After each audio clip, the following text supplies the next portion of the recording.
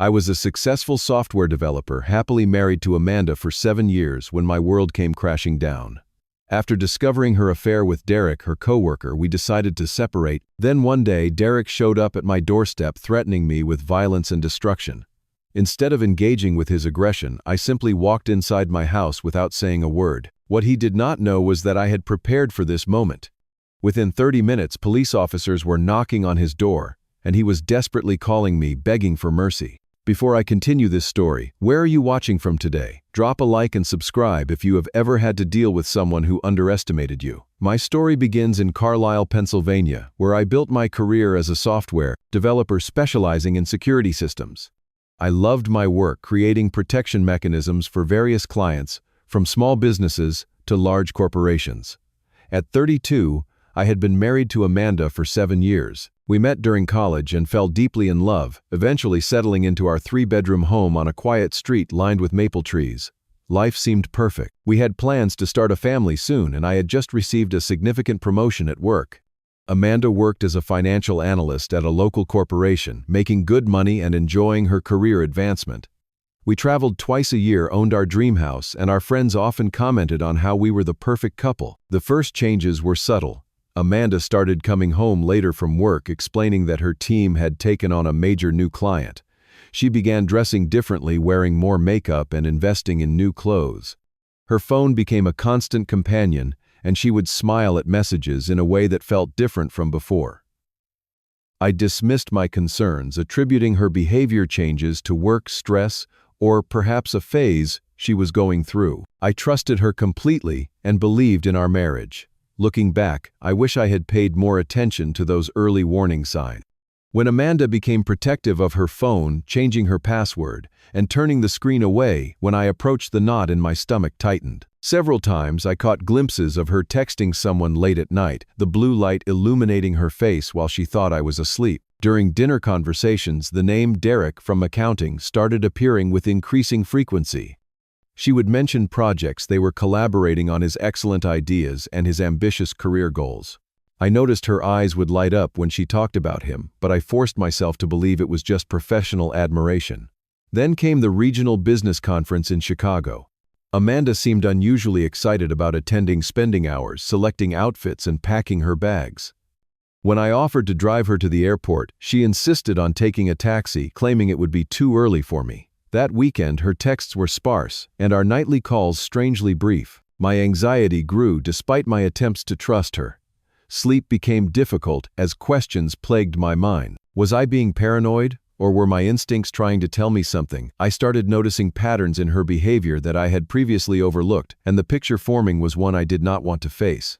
The moment of discovery came unexpectedly on a Tuesday morning. I was working from home while Amanda was at the office. My phone buzzed with a message from her. "Cannot wait to feel your touch again tonight. These secret moments are what keep me going.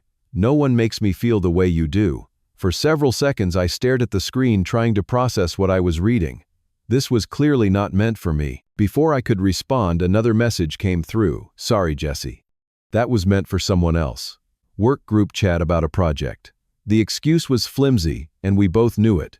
My hands trembled as I set the phone down. Rather than confronting her immediately, I decided to gather more information. This was not a decision made from a place of calculation, but from shock and disbelief. That afternoon, while Amanda was still at work, I searched our home office. In her desk drawer, I found hotel receipts from the Chicago conference weekend for a room with a king bed, though she had told me she was sharing a room with a female colleague. There were also gas station receipts from locations in our town, at times when she claimed to be working late. The final piece of evidence came from our cloud storage account. Amanda had apparently forgotten that our photos automatically synced. There I found several intimate selfies she had taken in hotel bathrooms and unfamiliar bedrooms, places I had never been with her. Each discovery felt like a physical blow. My stomach churned as I compiled the evidence, my mind racing between denial, anger, and profound sadness. The life I thought we had built together was crumbling before my eyes. When Amanda came home that evening, I waited until she had settled in before showing her the evidence I had found. Her face went pale, then crumbled as she realized there was no way to deny what was happening. "How long?" I asked, my voice barely above a whisper. 6 months, she admitted, tears streaming down her face. She confessed everything then. Derek had started flirting with her at work, making her feel special and desired. What began as innocent lunches evolved into drinks after work, then hotel meetings during lunch breaks. She claimed she had tried to end it several times but always went back. "I still love you," she insisted. "Derek does not mean anything to me. It was just exciting and different." Her words cut deeper than silence would have. I asked her to pack some essentials and stay with her sister while I processed everything. I needed space and time to think clearly. Despite her protests and tears, I remained firm. That night, for the first time in our marriage, we slept under different roofs. 3 days after Amanda moved out, the first message arrived on my phone. "You think you won. This is just beginning." The number was unfamiliar, but I immediately knew it was from Derek. More messages followed over the next week. "She was never happy with you. You cannot protect what is yours. Watch your back." I discovered Derek had been monitoring my social media accounts, commenting on old photos of Amanda and me with single question marks or laughing emojis. He had even found my professional profiles and left negative reviews about my work. When I finally spoke with Amanda again, she revealed aspects of Derek I had not known. He had become increasingly possessive of her, checking her location and demanding to know where she was at all times. He had pressured her to leave me for months. Most disturbing was her admission that he had a reputation at work for aggressive behavior toward an ex-girlfriend who also worked at the company. This information shifted my perspective from heartbreak to concern for safety.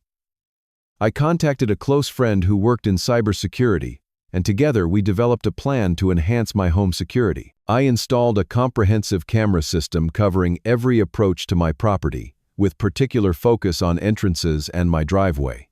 Being a software developer with security expertise became my advantage.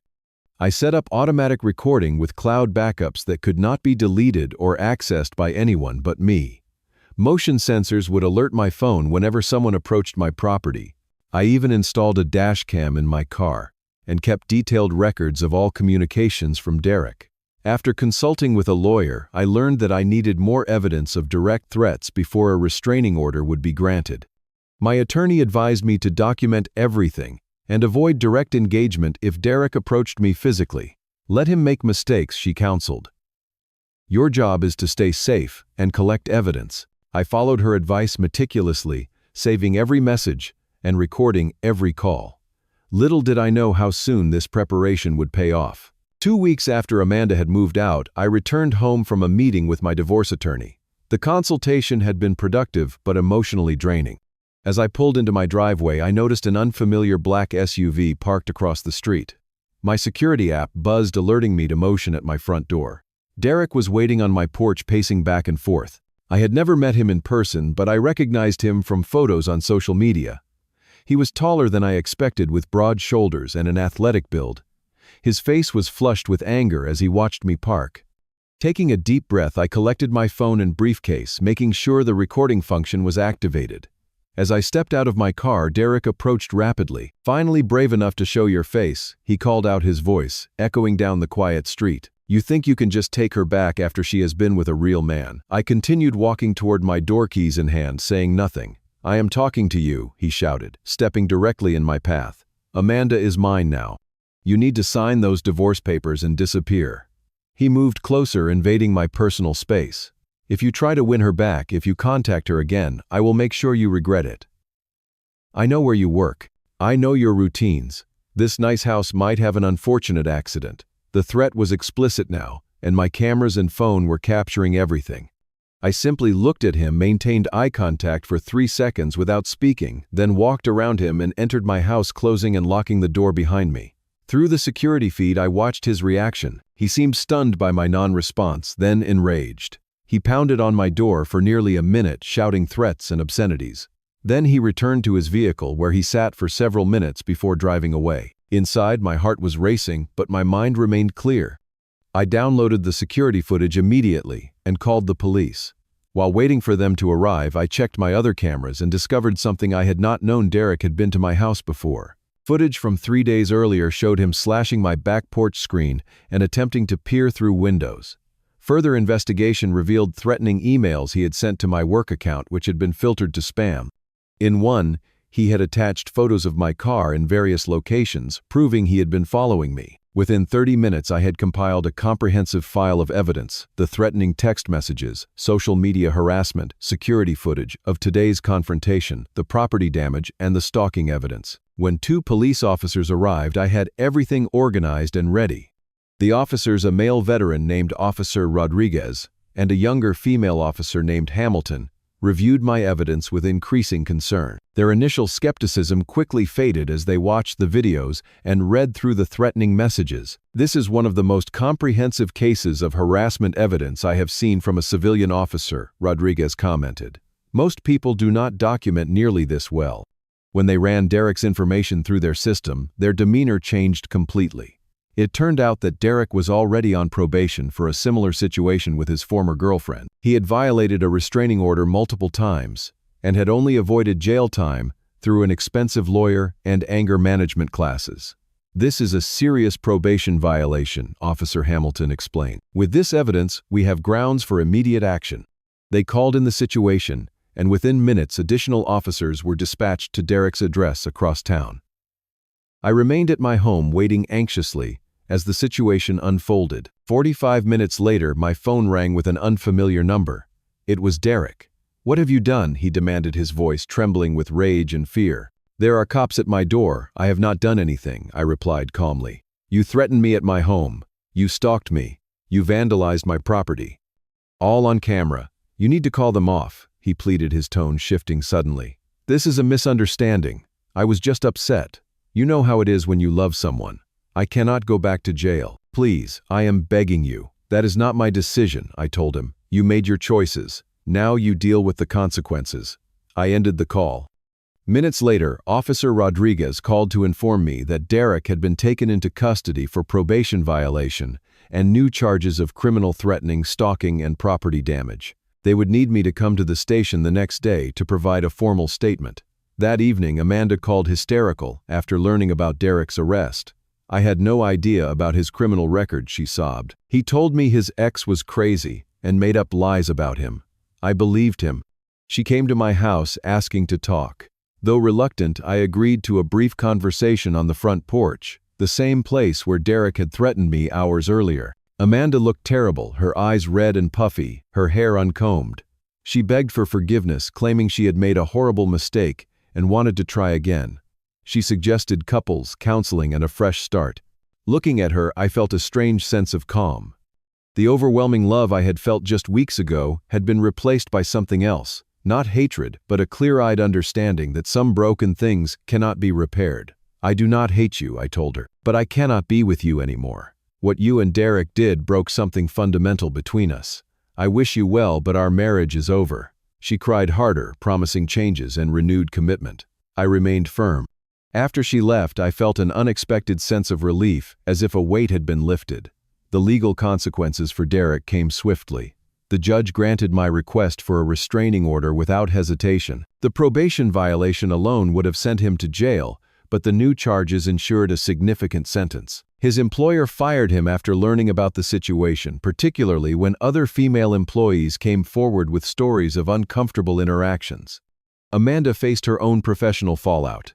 While not fired, she was transferred to a different department, her reputation damaged by the workplace affair that had now become public knowledge. Several mutual friends distanced themselves from her after learning the full story.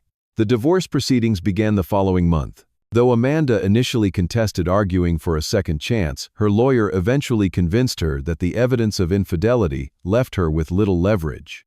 We agreed to a clean split, dividing assets equitably and parting ways with minimal additional conflict. The first months alone were challenging. I struggled with insomnia, replaying events in my mind and questioning whether I had missed warning signs years earlier. Trust felt like a foreign concept, and the thought of new relationships seemed impossible. Our home, once a place of comfort, now felt haunted by memories and betrayal. My parents, who lived in Colorado, offered to have me stay with them for a while. My father, a retired judge, understood the legal and emotional complexities of what I was experiencing. My mother simply provided the unconditional support I desperately needed. Their basement became my sanctuary for 3 weeks while I began the healing process. Upon returning home, I threw myself into work, taking on additional projects and volunteering for tasks that required travel. The distraction was therapeutic, and professional success provided a sense of control that my personal life had lacked. Two colleagues became particularly important in my recovery. Michael, a longtime friend who had experienced divorce years earlier, became my sounding board for the complex emotions I was processing. Diana, a new team member who knew nothing of my situation, provided fresh conversation unrelated to my personal drama, reminding me that life continued beyond my pain. As weeks turned into months, I found myself drawn to activities that Amanda had never enjoyed. I joined a local hiking group that explored trails throughout Pennsylvania. I purchased a professional camera and began photography, finding peace in capturing landscapes and urban scenes. Physical exercise became another outlet, and I established a consistent gym routine that helped manage stress and improve sleep. The house that once felt haunted gradually transformed as I renovated one room at a time. I repainted walls, replaced furniture, and redesigned spaces to reflect my personal taste rather than our compromised preferences. The master bedroom became a completely new space with different colors, furniture, arrangement, and artwork. 6 months after the separation, I reconnected with college friends I had lost touch with during my marriage. Amanda had never particularly enjoyed their company, finding them too loud or immature. Now their humor and loyalty reminded me of who I had been before becoming part of a couple, independent, adventurous, and quick to laugh. Through my attorney's recommendation, I joined a support group for people dealing with infidelity. Initially reluctant, I found unexpected comfort in sharing experiences with others who truly understood the unique pain of betrayal. More importantly, I saw people at different stages of healing, including those who had found happiness again, providing living proof that recovery was possible. As my first year of singlehood approached, professional opportunities expanded in unexpected ways. My security expertise, combined with my personal experience, led to a special project developing systems for people dealing with stalking or domestic issues.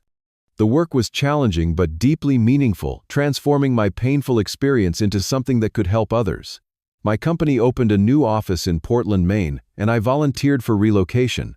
The coastal city offered a fresh start in a beautiful setting, far enough from my old life to feel new, but close enough to maintain important connections.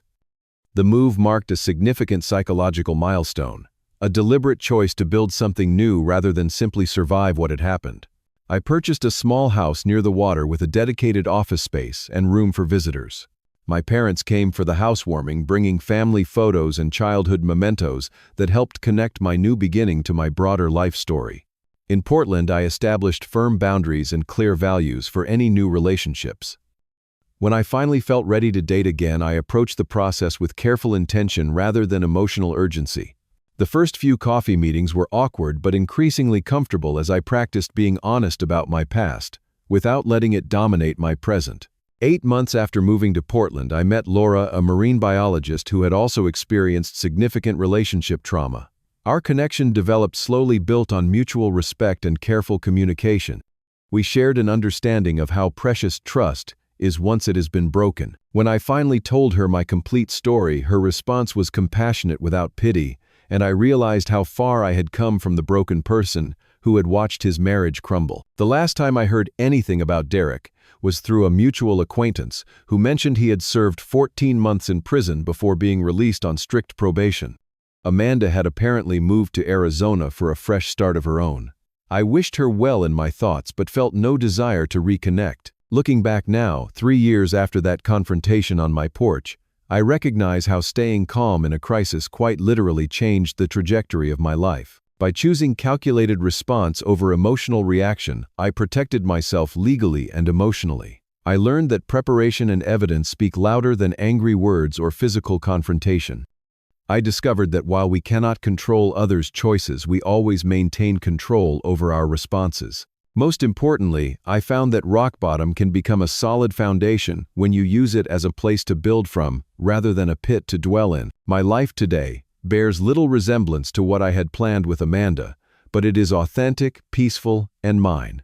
The scars remain, but they no longer define me. They simply mark a chapter in a longer story, that continues to unfold in ways I could not have imagined during those darkest days. Has anyone else ever found that your lowest moment eventually led to unexpected growth? Share your experience in the comments below. If this story resonated with you, please hit the like button and subscribe to hear more journeys of overcoming betrayal and rebuilding. Remember that sometimes walking away silently is the most powerful statement you can make. Thank you for listening, and I wish you strength in whatever battles you might be fighting right now.